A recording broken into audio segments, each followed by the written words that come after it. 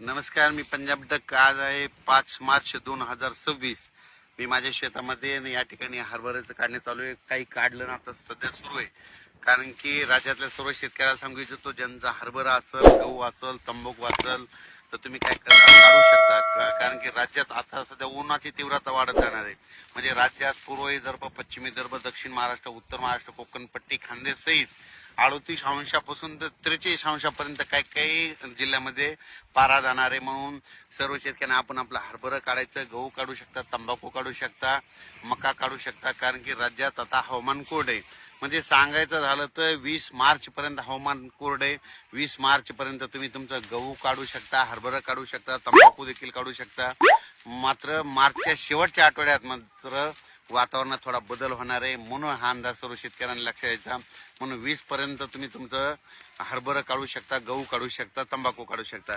मग राज्यात काय होणार आहे, जर उन्हाचा पारा वाढणार आहे तर सांगायचं झालं तर नंदुरबार जिल्हा, धुळे जिल्हा, जळगाव जिल्हा ह्या पट्ट्यामध्ये काय होणार आहे, 10 मार्च पासून राज्यामध्ये तिकडं 42-43 अंशापर्यंत तिकडं त्या उत्तर महाराष्ट्राचा पारा जाणार आहे. म्हणून उत्तर महाराष्ट्राच्या शेतकऱ्यांनी हा अंदाज सर्वप्रथम लक्षात घेतात.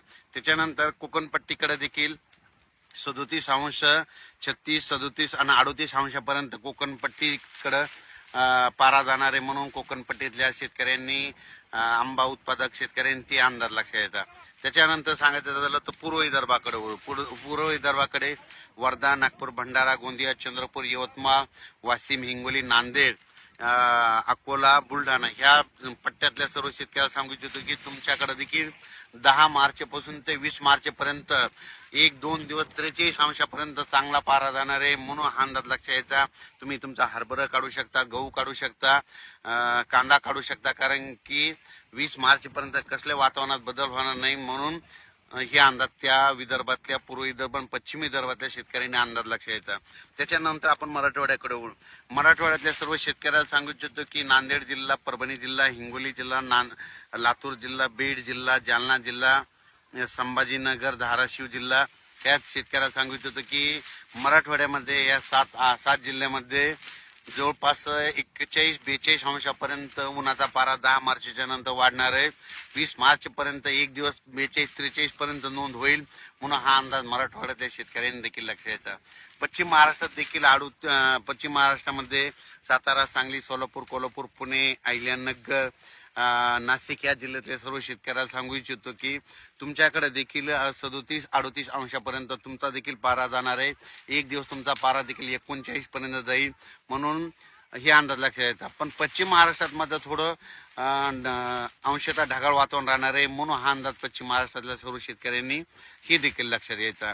त्याच्यानंतर राज्यात सांगायचं झालं तर पुन्हा कर्नाटकच्या तंबाखू काढणाऱ्या शेतकऱ्याला सांगू इच्छितो की तुम्ही काय करा, 20 मार्च पर्यंत तुम्ही तुमचं तंबाखू पीक काढू शकता.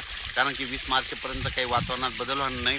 फक्त काय होणार आहे, 9, 10, 11, 12च्या दरम्यान थोडं कोकणाकडे थोडं वातावरणात बदल होईल, तिकडे ढगाळ राहील. म्हणून हे अंदाज सर्व शेतकऱ्यांना लक्षात द्यायचा. म्हणजे सांगायचं झालं तर मार्चच्या शेवटच्या आठवड्यात वातावरणात बदल होणार नाही.